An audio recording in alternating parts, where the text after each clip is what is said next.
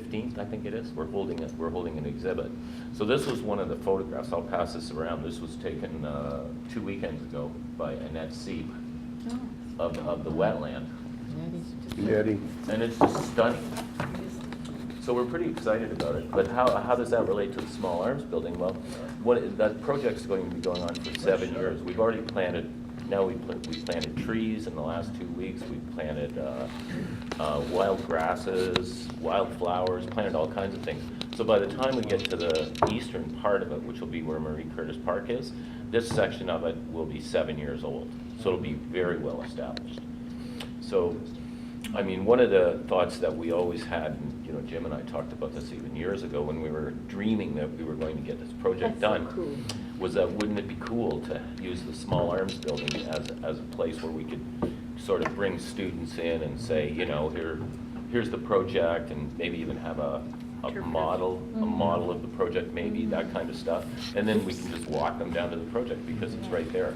So I think there may be an opportunity to sort of tie in the environmental piece as well to the small arms later. But yeah, the really fun thing about it is I know everybody on the crew. There's one girl and 13 guys. So it's amazing that 14 people are building this thing. It's enormous. It's just enormous, and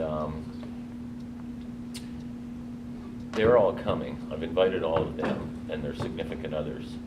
And we've got a jazz band playing. I told them to do water-based jazz, stand-up bass and piano and drums.